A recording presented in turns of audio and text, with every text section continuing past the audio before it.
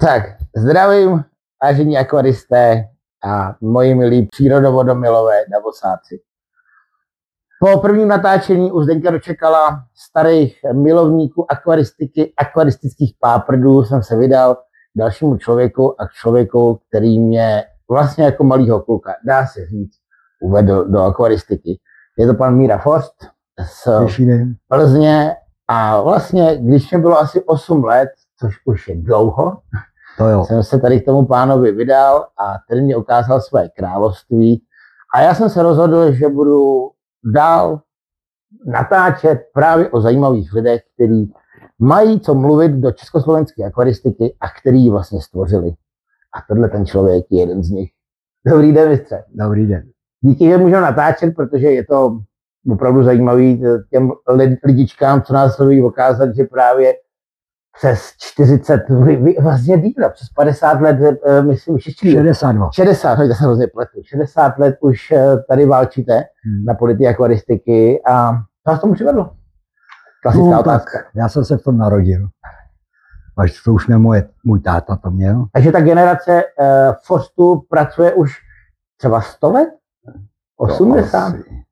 Tak 80 určitě. No. A teď už to má i můj syn. Takže už třetí generace. Třetí dekáda. Jo. Čím se začínal? No, klasický pavívočka, rájovce. A to zůstalo ty rájovci? Ty mám do dneška v oblibě. Jo, jako pan Forst mě sem tam navštíví a ukáže mi zajímavosti. A řekněte něco, co vy tam vlastně dole máte. Já za chvíli vám to zprostředkujem, co tam pan Forst má, no a... No, ze skalárů tam mám černý skaláry, závodový. Musím říct. Ty už pěstuju, já nevím, 44 let. To mě teprve bude. To je taková moje doména, no. Na ty jsem zatížený. No, pak různý ryby prostě, no. Tak mám tam ještě irinidy, skaláry. Ty jsou tady? Ne. Jo, ty jsou tady vlastně. Altum irinida, no. Izabely, ty mám dole. Mladý ještě, ty jsem dostal. To jsou ty v tom velkým prostředním. Tak. Ty mám Svatá Morgány, pana Dvořáka. No, to je tak asi ze skalem všechno. Pak mám hlavně bety, vybaví. Různý živorodky. Je hrozně zajímavý u těchto starších akvaristů, že vy už vlastně to neděláte kvůli penězům, je to prostě vaše láska hobby. Tak. A je hrozně zajímavý, že člověk, když kolikrát přijde do těch profesionálních rybáren, tak jedou ty bomby. A u vás, kolik to máte druhů? 25? To jsem tak jenom tak prošel mým okem? Nevím. Možná 30? Venku ty okounci, jo, to nedělá nikdo v Československu to nedělá. A jestli jo, tak už je... Pár lidí, spojte s mistrem. A nebo je mají ode mě. Jo. Ale právě hezký kytičky, jo, jsou v těch akvárkách. Taky, jo. Co krmení?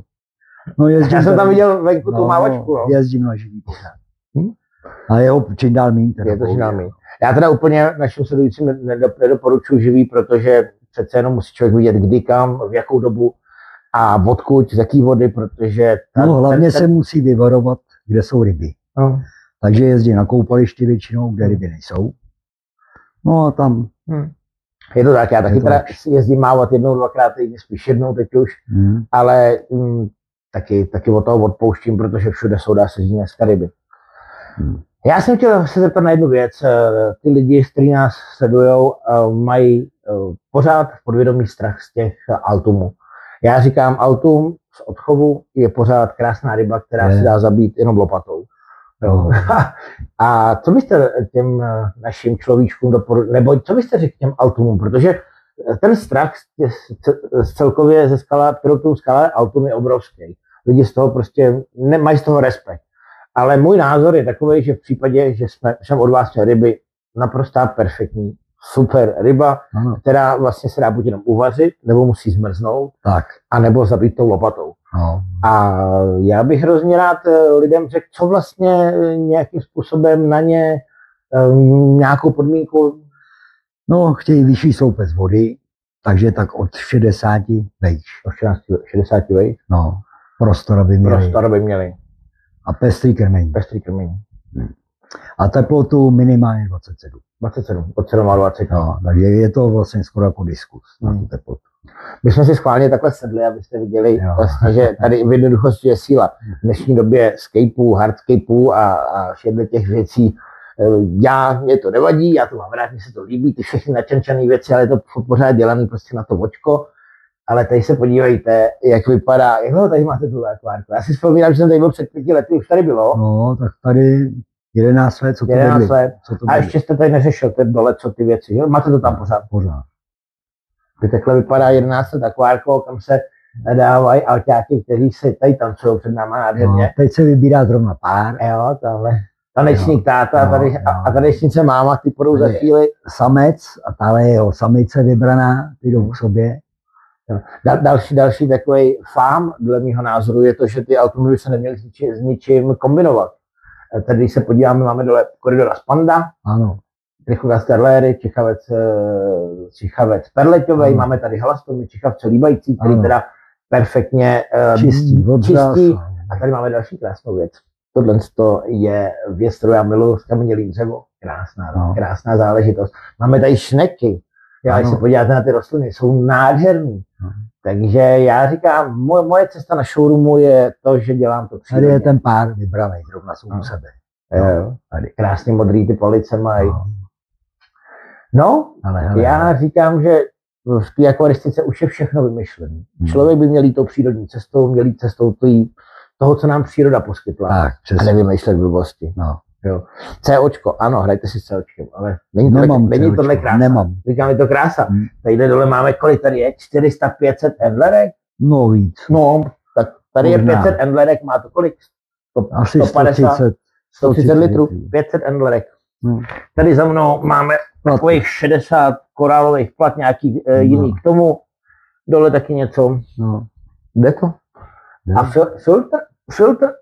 Jenom hlavu z čerpadla táhle. Tady, kdybyste se podívali, tak je hlava z čerpadla a zhruba takovýhle filtříček. Biomolitánek, všechno. To stačí. Přátelé, v jednoduchosti je hrozná síla a respektovat přírodu je strašně důležitý. A tady vidíte vyváženost krásných, obrovských monster altů, mezi tím Čichavce, kombinace s rostlinama. A filtr je takhle veliký. Takováhle kostička, kolik tak může mít 15x6x6. A vychovací hlava. Taky to jde.